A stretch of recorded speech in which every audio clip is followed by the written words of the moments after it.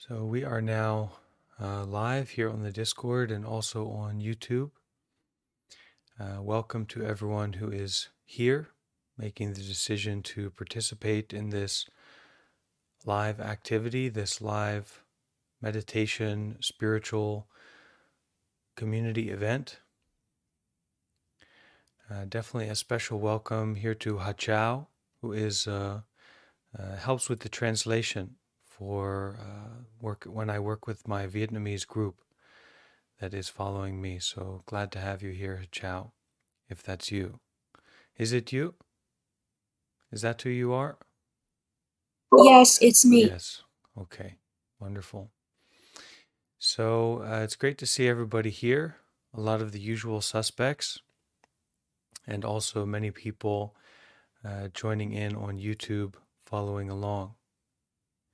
So today our practice is going to be to continue looking at the teachings from Guru Ru on the topic of Huato, which is a special Zen meditation method to cultivate a sense of doubt, to cultivate a sense of wonder.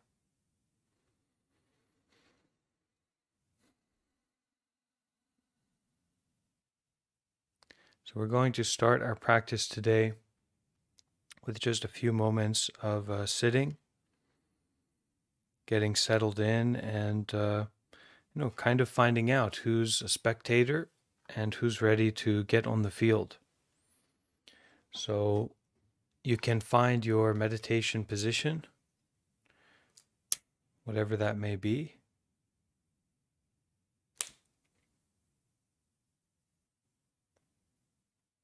If you don't know what a meditation position is, well, just find a comfortable position for your body and put your body down, just like you were to be putting down a coffee cup.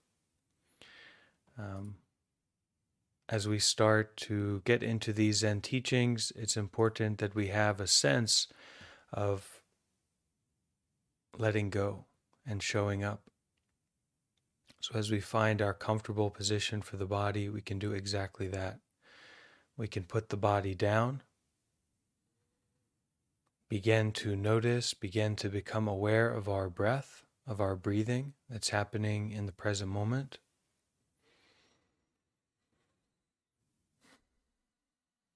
Can take a few deep breaths.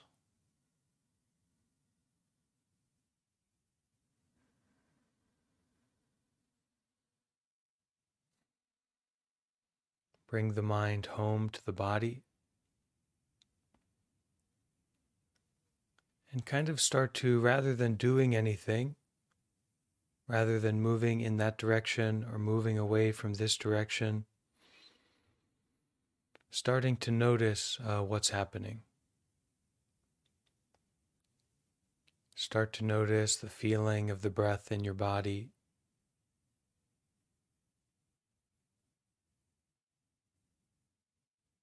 Are there any sensations in the body?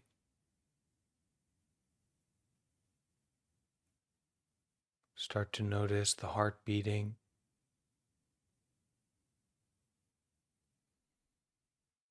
Notice the body bodying, right? There's a bodying going on right now. Start to notice it instead of just thinking about things. And listen to the breath. Appreciate the breath as this kind of essential resource that is giving you life right now.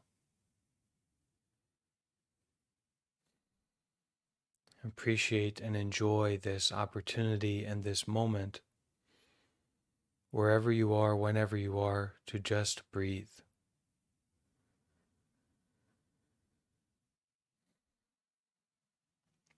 In the same way that the breath would feel very, very important if you couldn't breathe, how important it would feel if you couldn't breathe, the breath is just as important right now, only you can breathe, but you're not aware of it. You don't recognize it.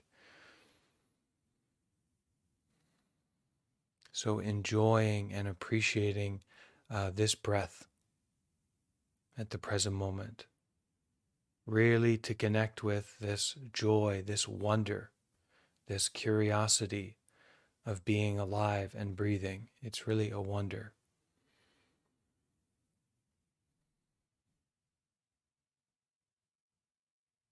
So we take a few moments to just sit and breathe and connect with that.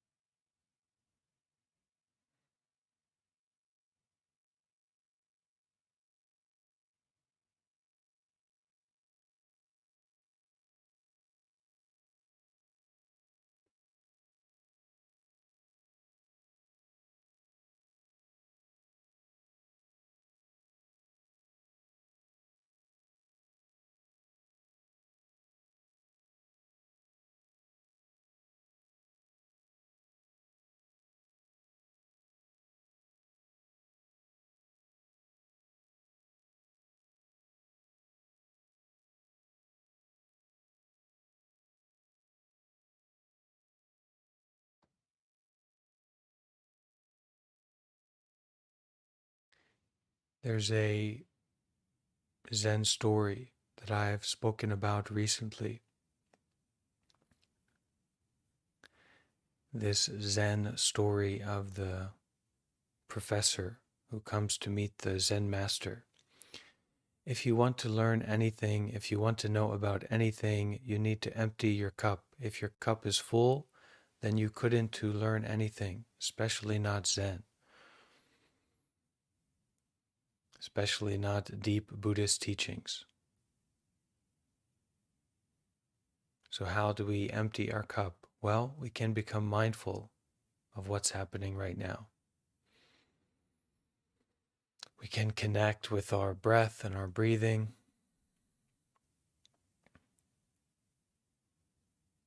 And open ourselves up to this experience with a willingness to not get caught on everything, to not get stuck on everything.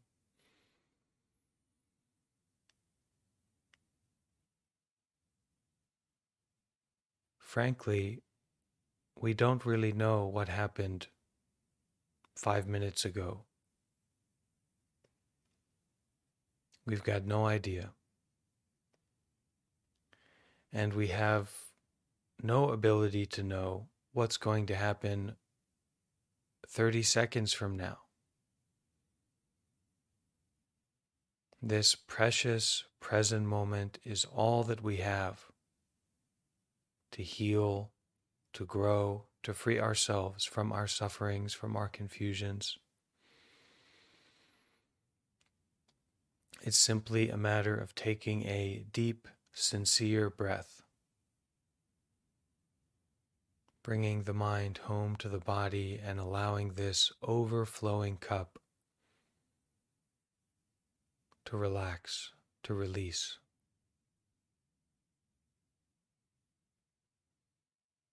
to just sit, breathe, and be aware.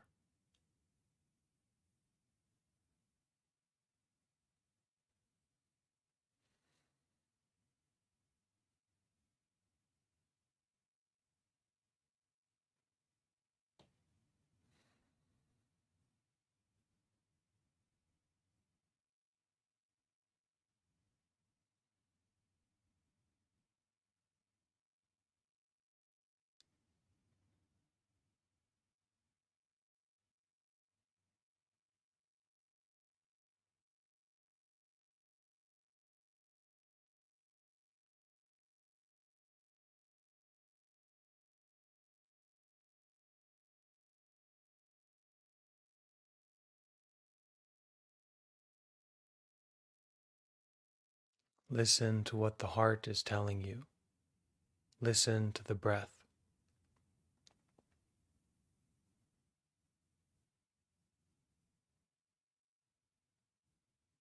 What is your present moment bodily sensation telling you? What message is it sending to you?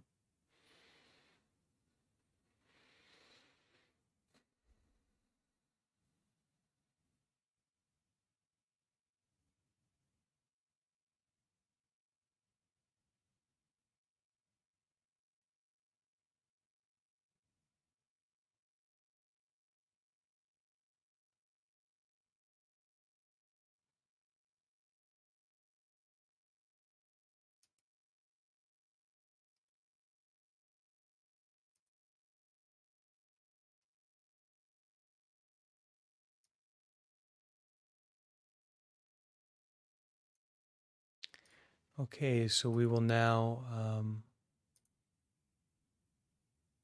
begin with our reading. You're invited to um, listen to the reading from your heart, from your body, from your breath. You may not understand everything that's said, but you don't understand most things. So learn to understand, not understanding. And this is also a part of our practice together. If something does stand out to you, people here in the Discord or also on YouTube, you can feel welcome to ask a question, but don't feel in a rush or kind of like to pushing yourself to ask a question. Rather feel comfortable that if something is really alive for you, that you can point to it and bring it up and ask about it, and we'll explore it together. Okay? And we'll start with a little excerpt from what we've read before, and then we'll catch up to where we are now. And this is from the book Knocking Gently on the Door of Chan. Knocking gently on the door of Zen by Guoru. So, caught up in discrimination and attachment, we find our mind full of scattered, deluded thoughts. But if we can let go of all discrimination and attachment in one single thought, these notions suddenly disappear. Then that thought is in accord with the enlightened pure mind, and also with the reality of all phenomena. To suddenly disappear is seeing everything clearly and knowing what is seen with a unified mind.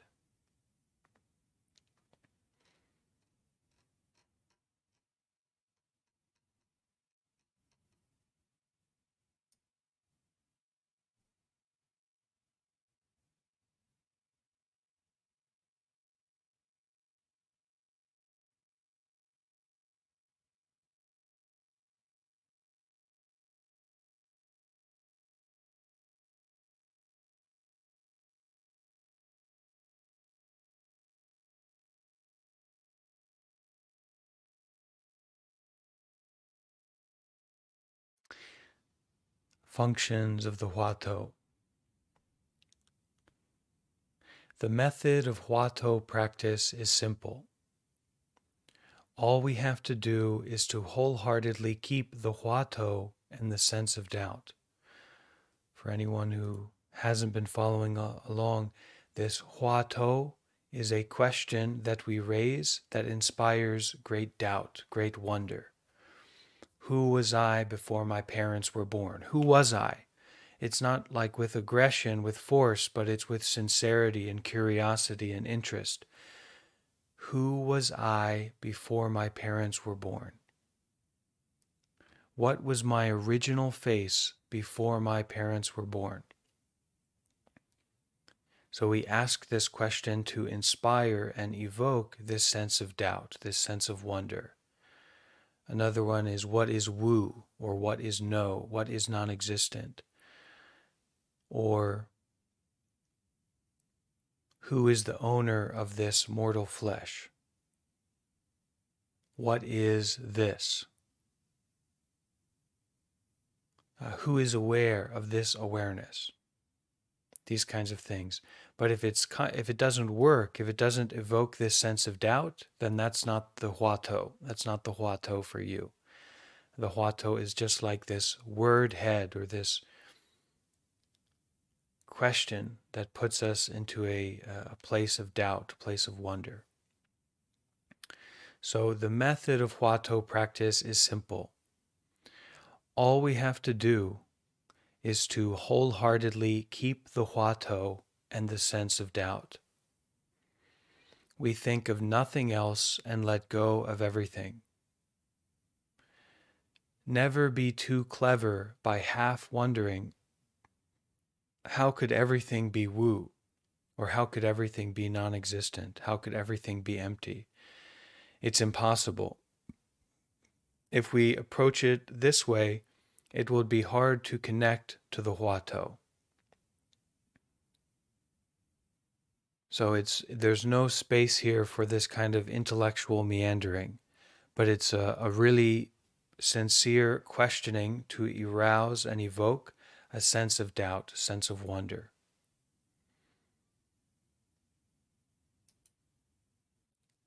But this reaction may stem from misunderstanding or lack of confidence in the method. So, this intellectualizing. Actually, I found myself in similar situations when I first learned Zen practice in intensive retreats with my master. Even with such a simple method as counting the breath, I couldn't count the numbers from 1 to 10 over and over again. I was constantly distracted by wandering thoughts. I either forgot to stop at 10 and start over at 1, or lost track of the number. I got more and more restless, wondering what was the point in counting these stupid numbers. But the breathing continued without my counting, didn't it? Finally, I was too bored to go on with this method, so I made up stories in my mind. I was the screenwriter, director, main character, and viewer of my movie, until I was so tired I couldn't watch or act in these scenes which came up one after another in my mind. Well, then, why not start to count my breaths again? To my surprise, this time I used the method pretty well. So, this is one of the initial meditation methods that is often taught to people who are new on the path, getting involved in meditation practice, and that is to count your breathing. Okay, so that's a very viable way to practice meditation. So, if you've tried your best to practice a certain method, a certain meditation method, but still can't calm your mind, just let it be. The wild mind will get tired after it reaches its limit.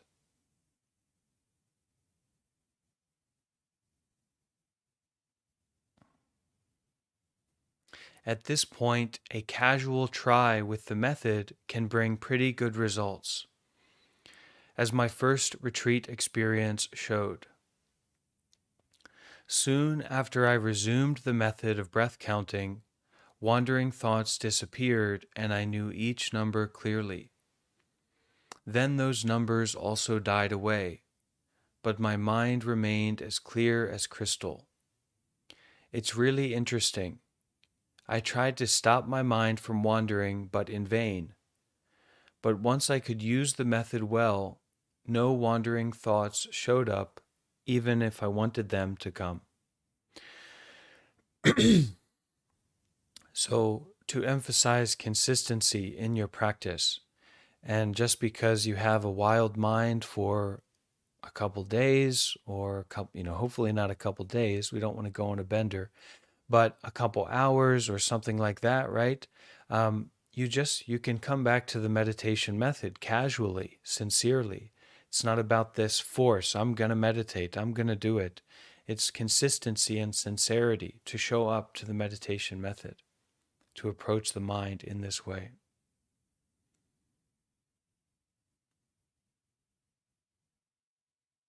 Our deluded mind likes to get attached and wander. It is not until we begin to practice that we realize the meaning of monkey mind or wild horse mind. Even without external objects to cling to, there are still a host of past memories in the mind. So that first part, that first step to enter our meditation practice, putting the body down, we abandon the outside world. That's fundamental. When we put the body down, when we find our meditation position, we are abandoning outside objects. This is one of the reasons that a lot of meditation teachers say you need to close your eyes to meditate, because it's a part of this abandoning of the outside world. Now, you don't need to do that, but a lot of meditation teachers do recommend to close the eyes because you're abandoning that outside objects. So even without these external objects to cling to be involved with, there are still a host, still a large amount of past memories in the mind. That's why the best way is to corner the mind, making it unable to play any tricks. We see the mind, we face the mind directly. There's no chance for the mind to play any tricks with us, to deceive us. Then it is easier to calm down. However, as we fight fire with fire, we should make sure not to get distracted by external objects. Otherwise, we won't keep close attention to our wandering thoughts. Wandering thoughts come from the mind, and it gets exhausted in the end. But it is hard to stop if we set our 6 sense organs loose and let them get attached to their external sense objects. Okay, so you go looking at things, or you focusing on hearing things, or tasting things, or feeling things. It's going to be difficult to relax the mind. And this practice of meditation, not as controlling the mind or getting rid of these wandering thoughts, but actually paying close attention to what's arising in the mind, in our present moment experience, especially the body. You pay attention to that, you're aware of that. It's not the end of the world. The neuroses that we get ourselves involved in are much more like the end of the world. To be aware that your stomach aches, to be aware that you feel physical sensations in the body that aren't ultimately fulfilling or interesting to you, wonderful, right? We get to release and relax and not be so neurotic because we are noticing these present moment sensations that are taking place, noticing the breath as it's flowing in and flowing out.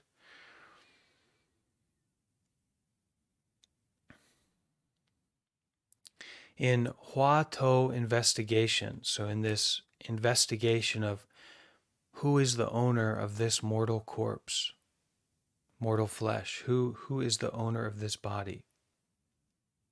In Huato investigation, the mind performs various functions with all sorts of attachments and thoughts. The deluded mind comes and goes as internal and external situations arise and pass away. So we make our mind stay with the Huato, stay with this question, or stay with the meditation method, stay with the mindfulness of breathing. So we make our mind stay with the Huato, a boring and meaningless sentence. If we let go of all the thoughts and expectations, the mind will be at a loss and finally lose its power. Because the Huato we practice with is Wu, or non-existence, there is no trick to play, just as we will not see a movie waiting in front of a blank screen,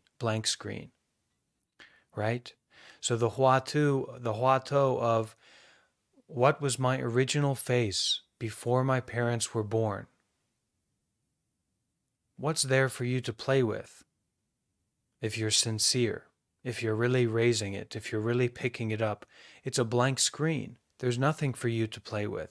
Now, if you don't want to actually ask the question, that's different, right? If you want to play with the intellect and debate with the practice, that's something totally different. But if you can raise the Huato, if you can raise this sincere, boring and meaningless sentence,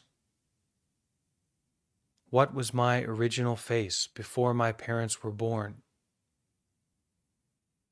If we can stay with the Huato, if we let go of all the thoughts and expectations, the mind will be at a loss and finally lose its power.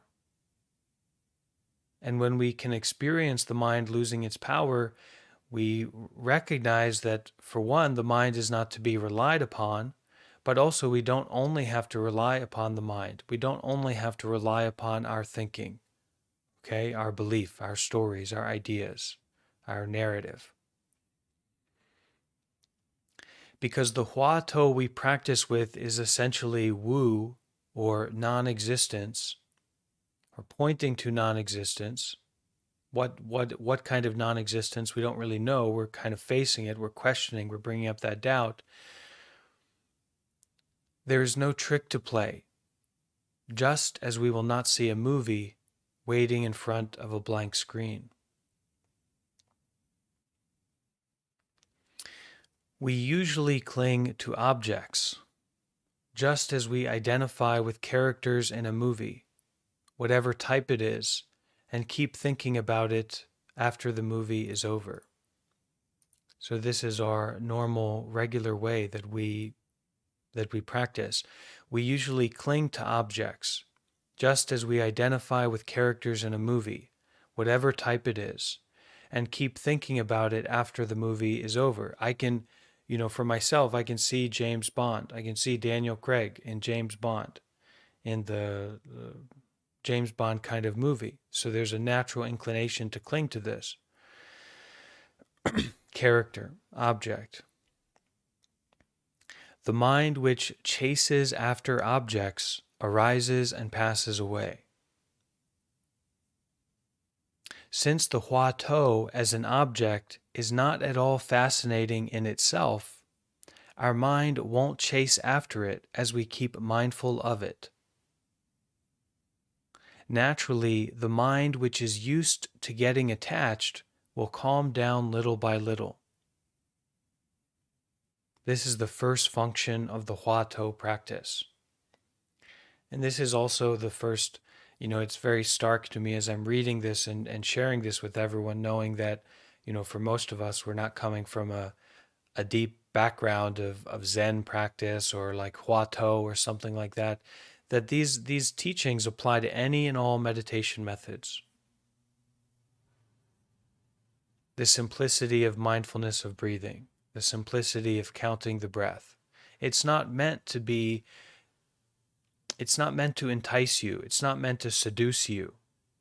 Okay? It's not meant to pull you in. It's meant to be unpleasant or uninteresting.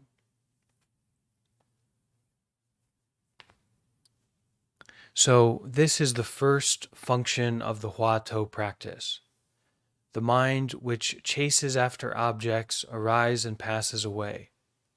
Since the Huato as an object is not at all fascinating in itself, our mind won't chase after it as we keep mindful of it. The breath, the sensations in your body. You're noticing the breath on the left, on the right, on the top or the bottom. You're noticing the body over here, over there. This is great. This is good. This is the point. We usually cling to objects, just as we identify with characters in a movie, whatever type it is, whatever kind of story it is, the hero or the villain.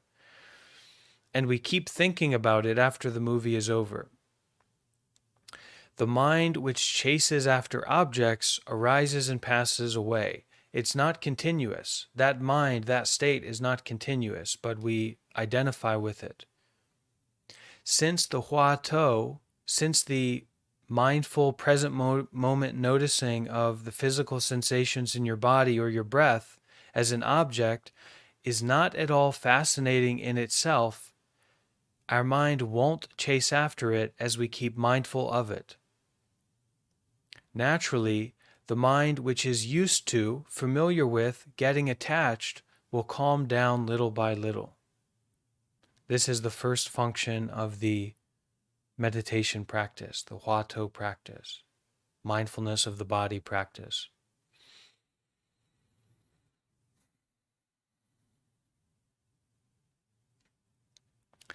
The second function is to make us keep questioning and have a sense of doubt, so that our mind will not be caught in nihilism or moral indifference. Some people are very peaceful in sitting meditation, but are not aware of the external situation, in which case it is impossible for wisdom to arise. Some who practice breath counting find themselves in the same situation. As they reach a point at which all the numbers disappear, they dwell in tranquility but know nothing. The mind loses its functionality and becomes dull. They look calm and free, but it lasts only for a while. This state disappears over time, and again, their mind discriminates objects and chases after them, which leads to unskillful actions and the cycle of attachment to arising and passing away, birth and death.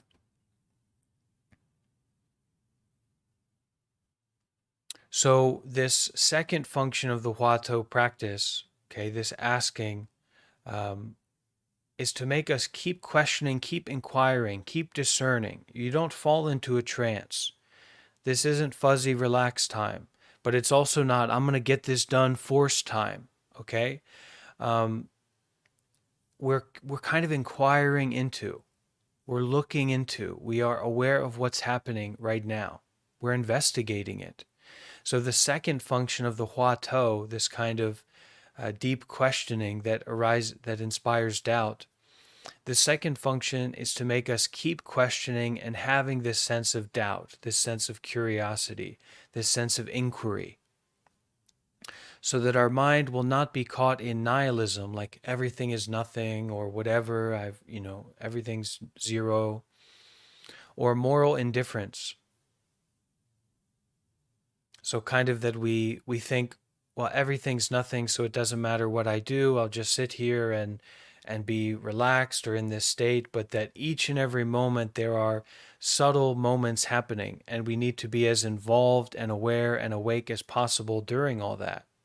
So it's not to be indifferent.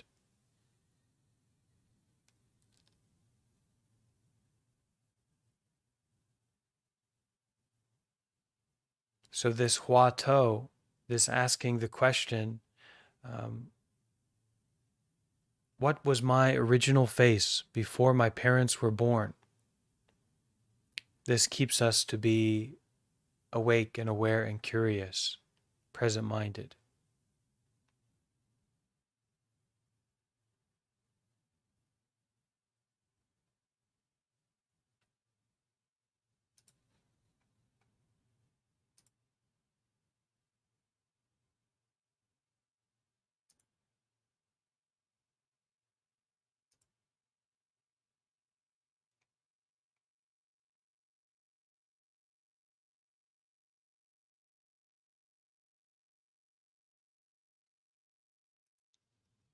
This is really important.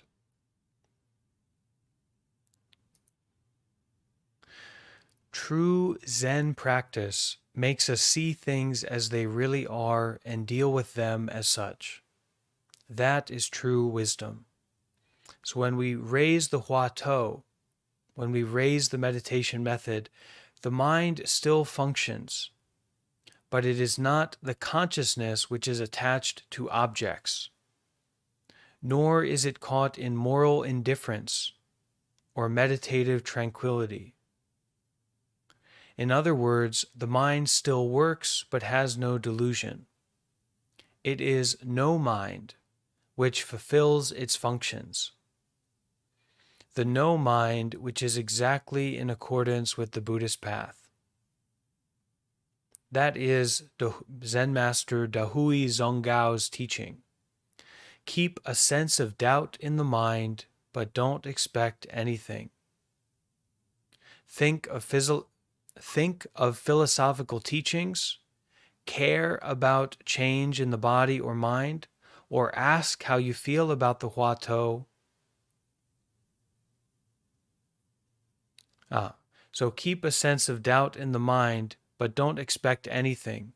Think of philosophical teachings, care about change in the body or mind, or ask how you feel about the Huato after practicing it.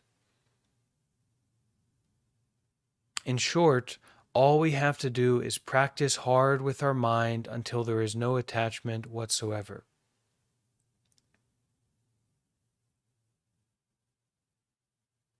So keep a sense of doubt, keep a sense of wonder in the mind, but don't expect anything. It's not about philosophical teachings. Caring about change in the body is like, well, oh, it's over there or it's over here, or change in the mind. Oh, I wanted to be over there, but I moved over here. And this is just a mess. This is a nightmare. You don't care about that change in the body or the mind. You don't ask about how you feel after you practice it. You give that up, right? We emphasize this practice to give up whatever we get, whatever we understand from our meditation practice. You give it up. In short, all we have to do is practice hard, practice diligently with our mind until there is no attachment whatsoever. So just noticing, just breathing, just being aware. That's more than enough. Whatever you're aware of, whatever you're noticing, however you're breathing, notice that.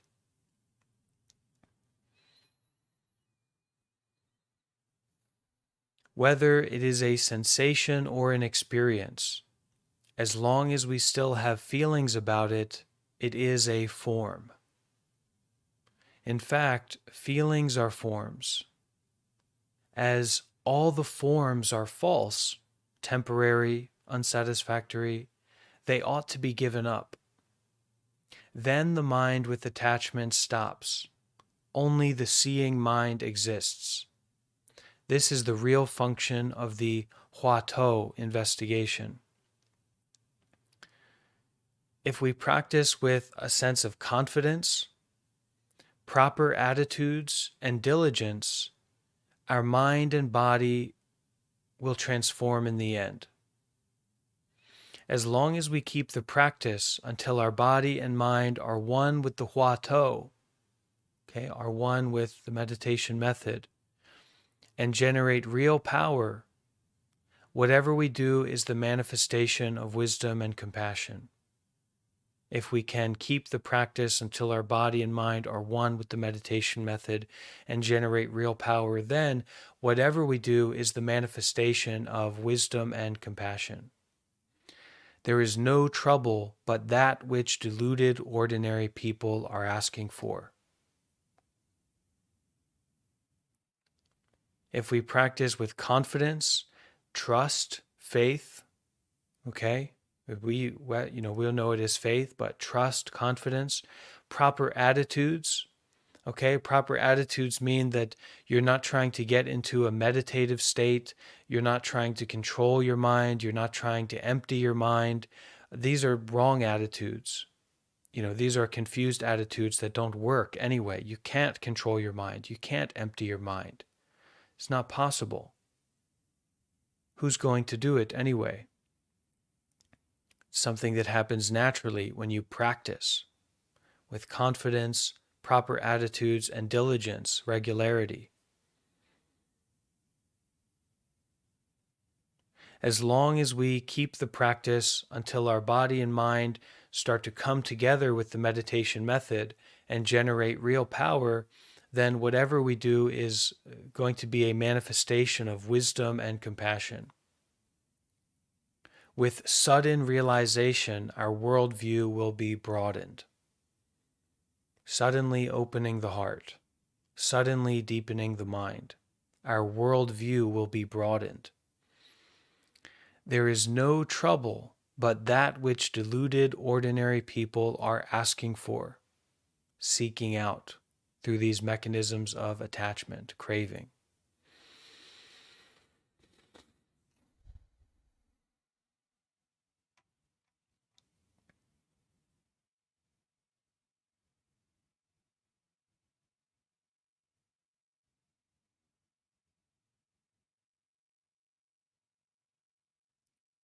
The pure mind as a causal basis of Buddhahood.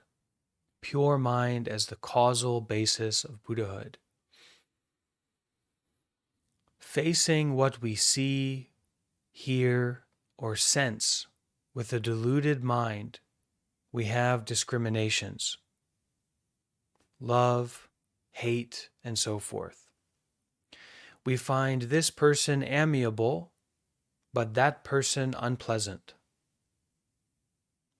But that food, this sound pleasant, but that food awful, and thus abide in that object. Even when the object is no longer present, whether it was something heard or seen, that impression persists in our mind. We carry these burdens with us all the time. This is the mind that arises and passes away, or the mind of birth and death, namely, the main cause of our cyclic existence, so that we're constantly going through these cycles. Good experience, bad experience, high experience, low experience.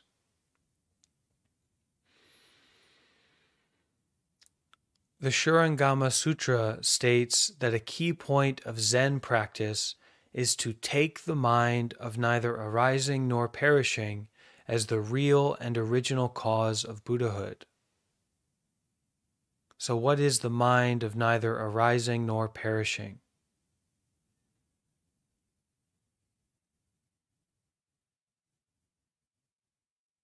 What is the mind of neither arising nor perishing? Now, John says now.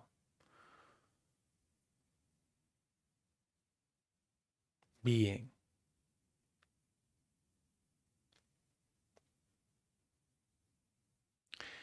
If we practice with a deluded mind, or a mind of discrimination, or the mind of arising and perishing with intention, attachment, or discrimination, we are unlikely to get rid of delusion however hard we try.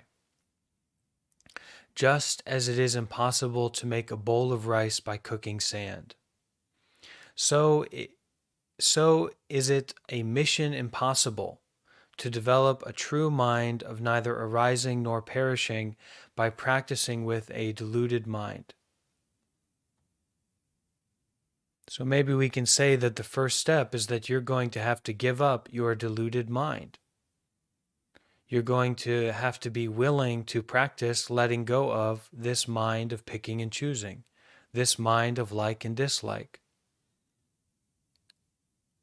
Even for a moment, if you can give that up, the Shurangama Sutra states that a key point of Zen practice is to take the mind of neither arising nor perishing as the real and original cause of Buddhahood, the real and original cause of freedom.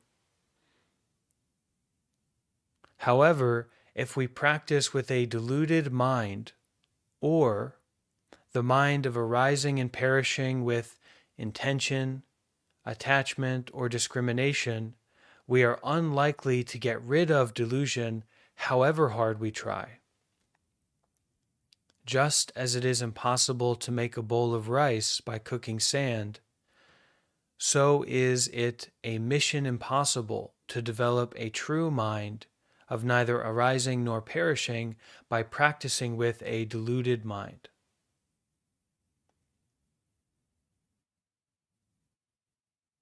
So you'll have to be willing to let go of your deluded mind. Right? That's what we do in meditation. You got to sit, you got to breathe, you got to be aware. Go ahead, Kit. What you described kind of sounds like if you had two muddy hands and you were told to scrub off the mud with the mud.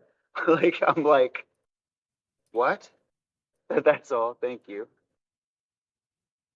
All right, Kit's coming out here with some high-level analogies maybe.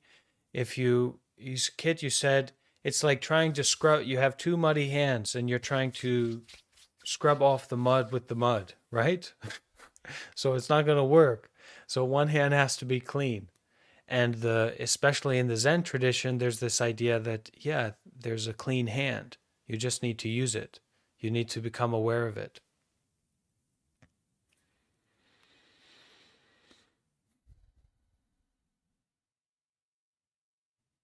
And it also ties into that generosity, right? Being willing to give up, being willing to let go.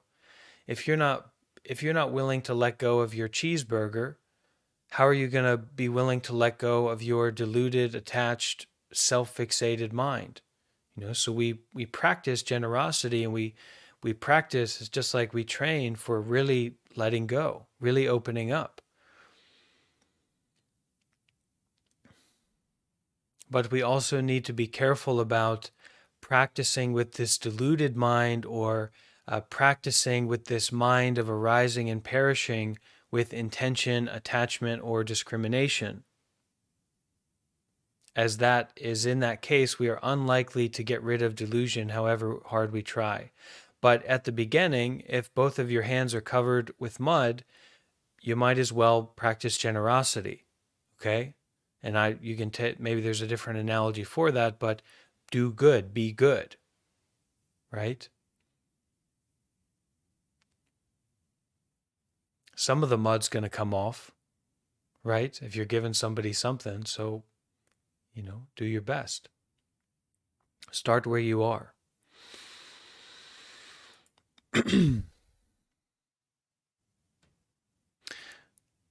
Where then is the mind of neither arising nor perishing? It is right in our mortal flesh, in our eyes, ears, nose, tongue, body, and mind.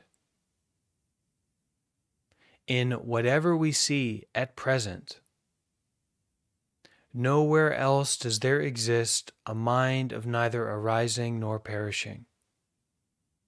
The pure mind of neither arising nor perishing is the mind devoid of discrimination, argument, and speculation.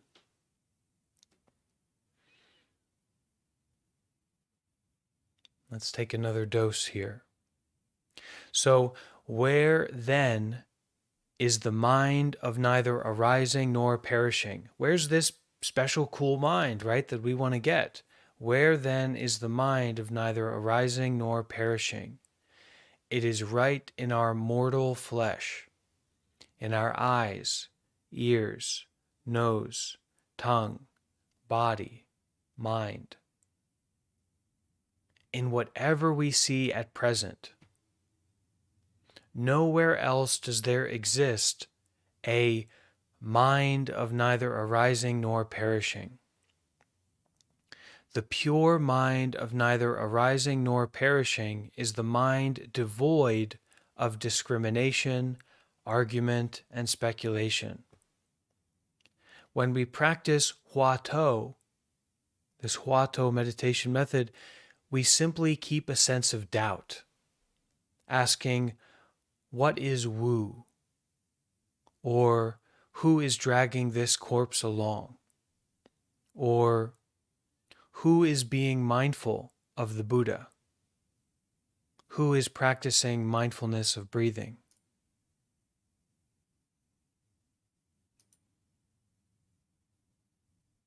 Just keep this state of mind. Just let the mind work like that. This is the true mind of non-discrimination and non-doing.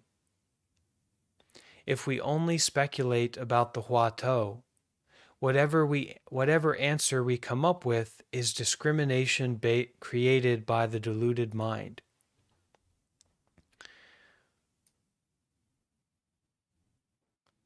So if we only speculate about this situation, this experience, the Huato, the meditation method, whatever answer we come up with is discrimination created by the deluded mind. That way, we will never see the true mind. But as long as we know how to practice the method, we just follow it in investigation. Don't interpret it based on Buddhist scripture and philosophy. Don't try to understand it through your feelings of body and mind either. Even expecting certain effects signifies a mind of attachment, discrimination, and intention. In the process, our body and mind will undergo some changes due to concentration on the practice. For example, we may feel sore, numb, painful, or itchy sensations. After our body and mind calm down, we may experience meditative bliss, tranquility, and ease. As we go on with the investigation, some almost perfect wisdom may even come to our mind, and we may seem to get some insights into the question. However, whatever it is, whether it is the sensation or feeling in the body and mind or any insight, we have to let it go until there is nothing to leave behind. Only then will the true mind manifest itself.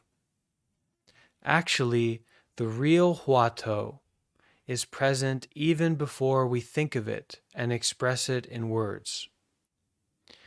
As long as we stay with our pure mind and see without a deluded mind, we will ultimately see our own pure nature. The key is simply to see clearly what the pure mind is.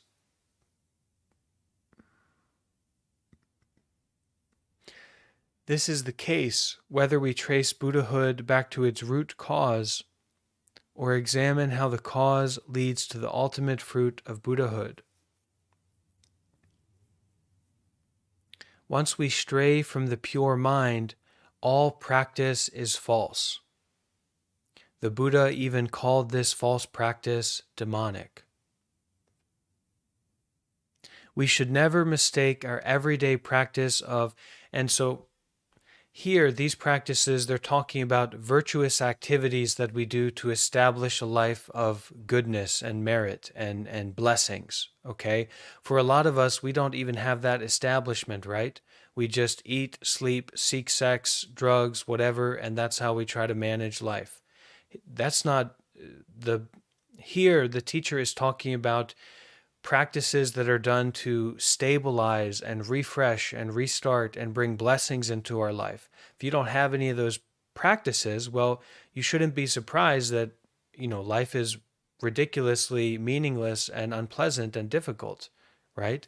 But here, the key is simply to see clearly what the pure mind is. This mind of non-discrimination that can be found right here in these eyes, in these ears, in this nose, in this tongue, in this body, in this mind, right here, right now. The key is simply to see clearly what the pure mind is. This is the case whether we trace Buddhahood back to its root cause or examine how the cause leads to the ultimate fruit of Buddhahood. So we go back to what was said previously in the reading of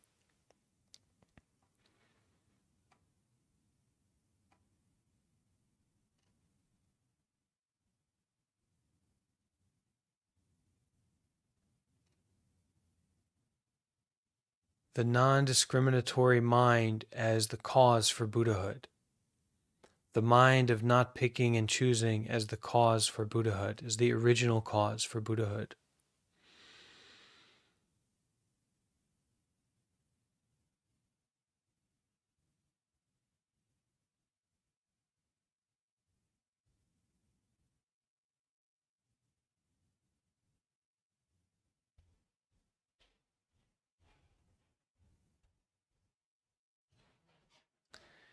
To take the mind of neither arising nor passing away as the real and original cause of Buddhahood.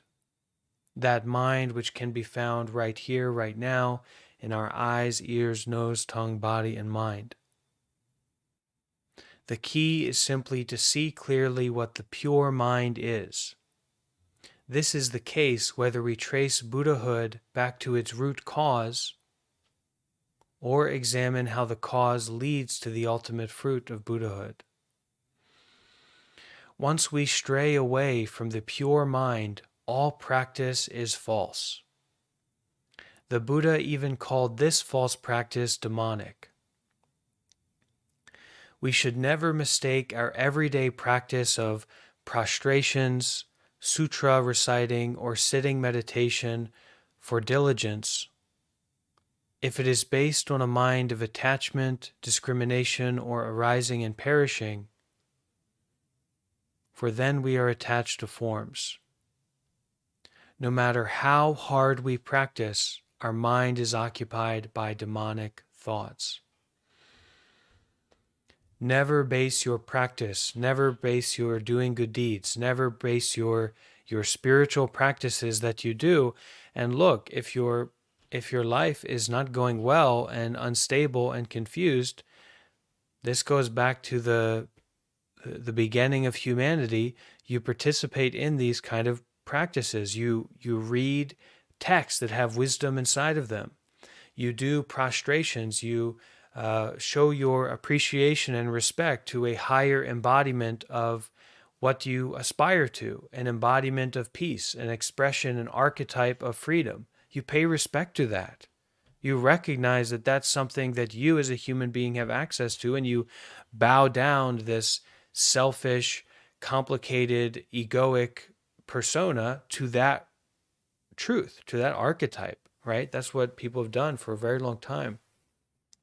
So these everyday practices, prostrations, reading wisdom texts or reciting wisdom texts or sitting in meditation or practicing metta or listening to a Dharma talk,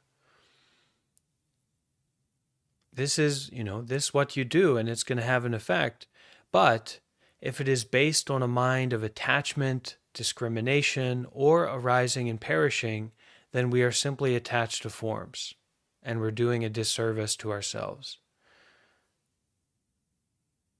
In that case, no matter how hard we practice, especially in the business world, the money-making world, or the material development world, no matter how hard you practice, your mind is occupied by demonic thoughts.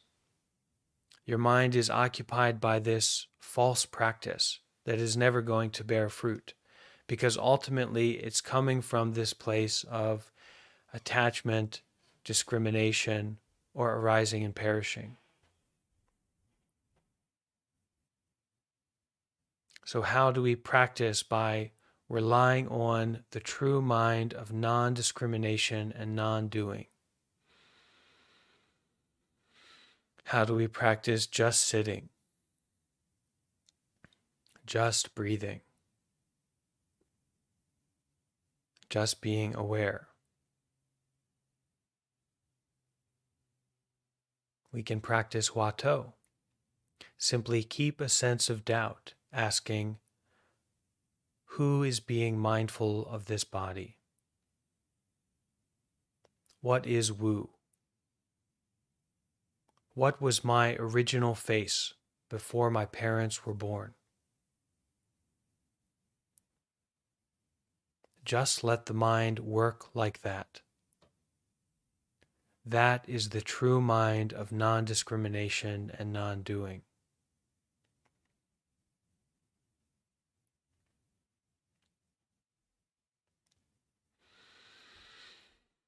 Okay, so that is our reading portion for today. We can open it up now if anyone would like to share anything or ask any questions.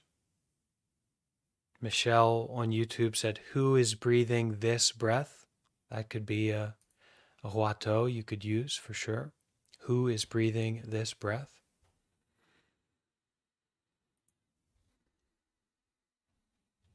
I just had a question.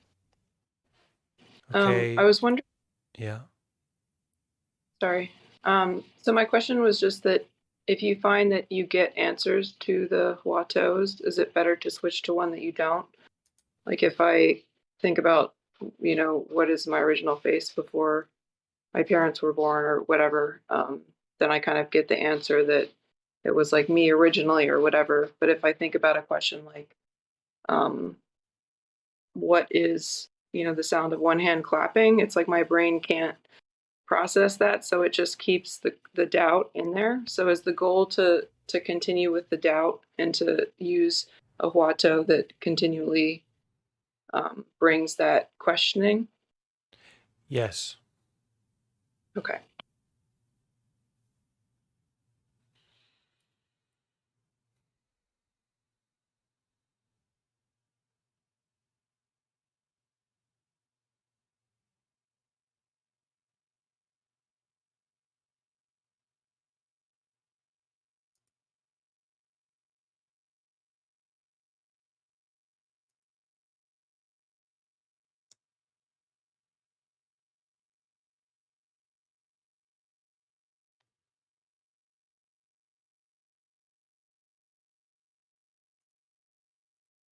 Does anyone else have a question?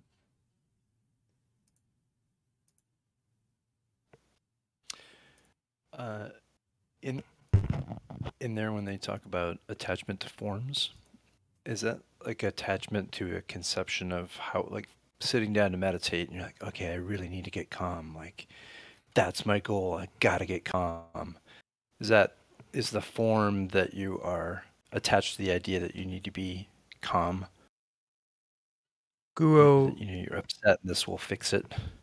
yeah, Guru described what forms are here, and they describe it as whether it is a sensation or an experience. So we can say a mental sensation or a mental experience, what have you. As long as we still have feelings about it, it is a form. In fact, feelings are forms. As all the forms are false, it's probably nice in calligraphy, they ought to be given up. Then the mind with attachment stops. Only the seeing mind exists. This is the real function of Huato investigation, or Zen meditation, we can say.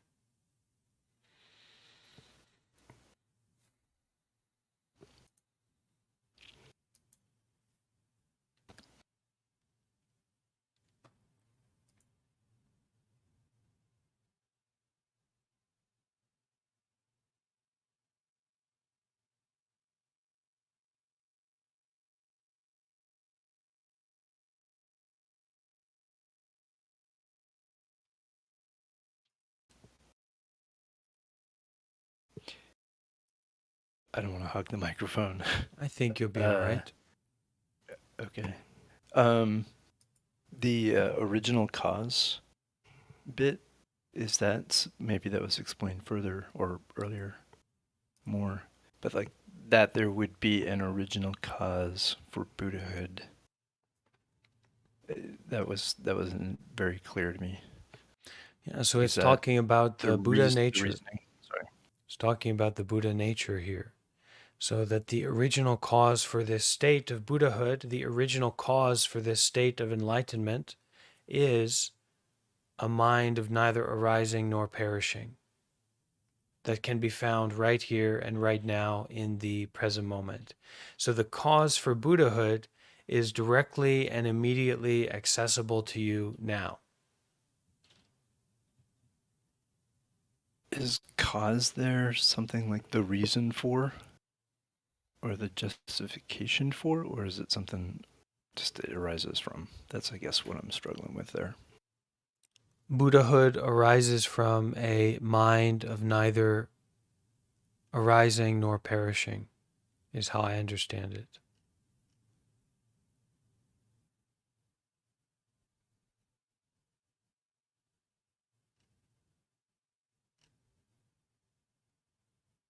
Okay, the Shurangama Sutra states that a key point of Zen practice, so it's a key point of the practice that we're getting involved with, is to take the mind of neither arising nor perishing, the mind of awareness itself, we can say, as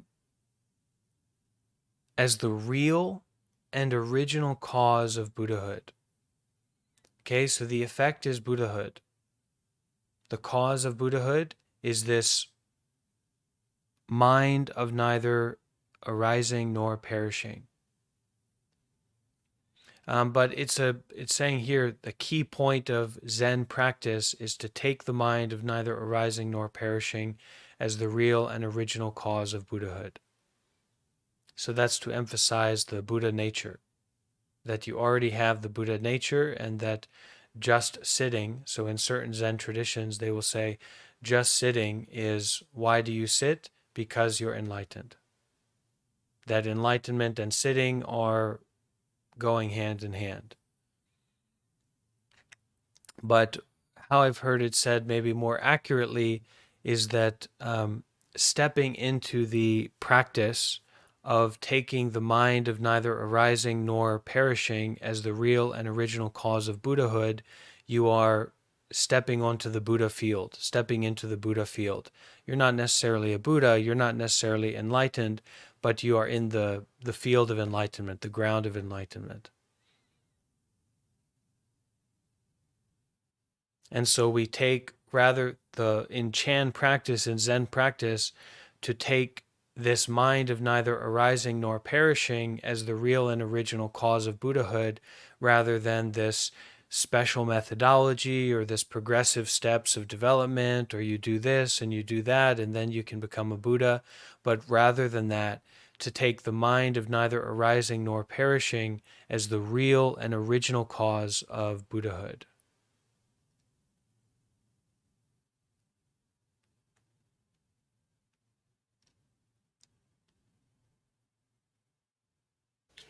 Thank you.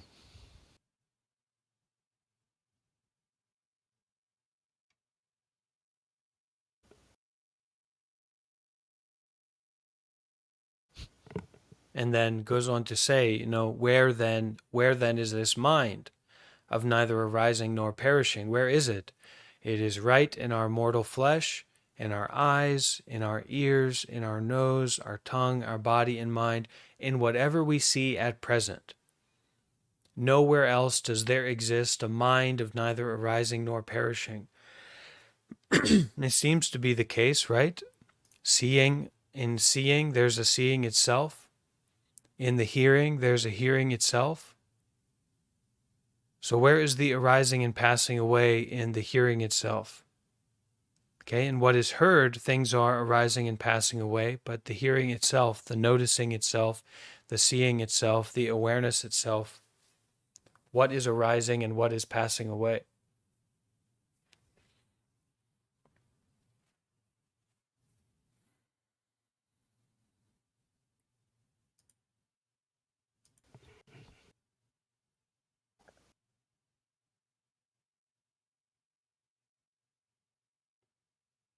Okay, so Island Mama over on YouTube is saying, can we use the Huato method and ask something like a personally curious question, but without expectation of any answer? Or are those attached to form? For example, why did such and such happen in my life? You wouldn't want to do that. You wouldn't want to use it like that, because it's even if you're not attached to forms, you're bringing the I into it. So in the Huato about what was my original face before my parents were born, you're talking about something that is original you before your parents were even born. So what is that you? What is original? So we don't want to use even a Huato about that I, especially for Western people, for like a modernized Western people, anything that has to do with an I can provoke that sense of self, that becomes concocted. Like, so when we say, who is it that is practicing mindfulness, or who is it that is aware of the awareness, it can become very concocted quite easily, because we have a very hyper individualistic and movie based in many ways. We've seen so many movies with people who look like us and talk like us, especially as Americans, that it's very easy to fall into that deception of something about myself, something about I, or modern westernized people, but especially Hollywood. So be careful about anything that invokes this sense or this feel of you that you're trying to figure out. The you that you're trying to figure out is the you, well, don't don't approach it that way, but what was my original face before my parents were born? Woo, non-existent, but questioning and asking very sincerely and meaningfully to arise this sense of doubt, this sense of wonder.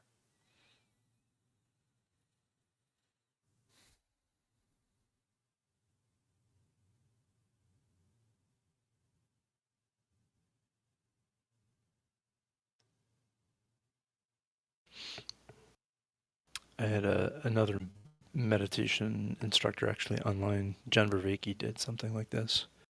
And one of his exercises was meditative questing that was along these lines, and is asking a question, and that technique was to then like thank yourself for it. Say, oh, that's interesting, but who am I really? And then just keep coming back to it. So sort of accepting the whatever comes, and then setting it aside, and then asking the question again. So always asking for more and always getting more. And it strikes me that that doubt is the same as, like, if you have an appropriate question, it would be a Huato.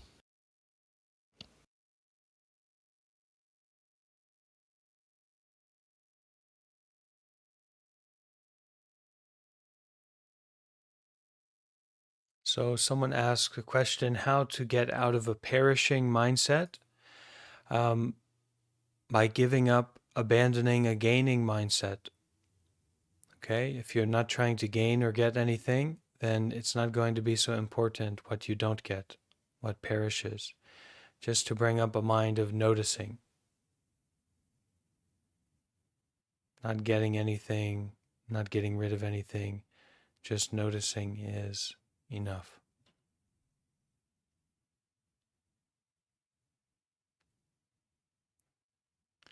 Okay, so this evening at 8 p.m., which is about 9 hours from now, we will practice our Buddha book club together. We'll continue our reading of Flowers in the Dark, Reclaiming Our Power to Heal from Trauma Through Mindfulness, written by Sister Dang Niem. That will be hosted here in the Discord and also live on YouTube at 8 p.m. New York City time today.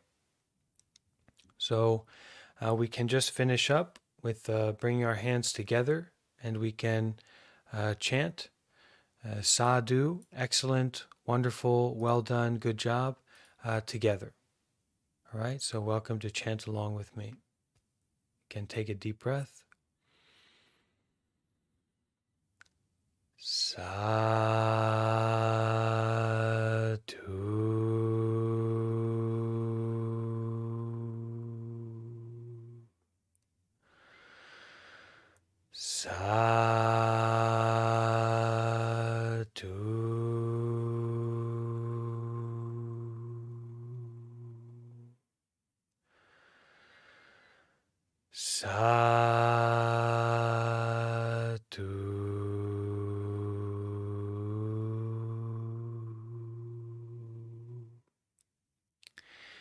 And we can take a bow.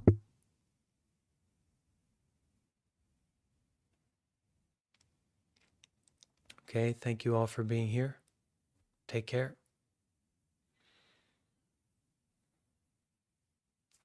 Thank you.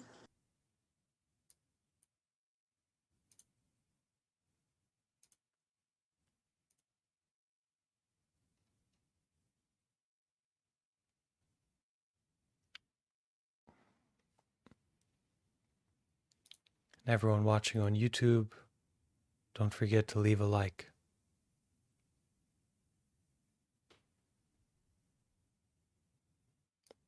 Bye-bye.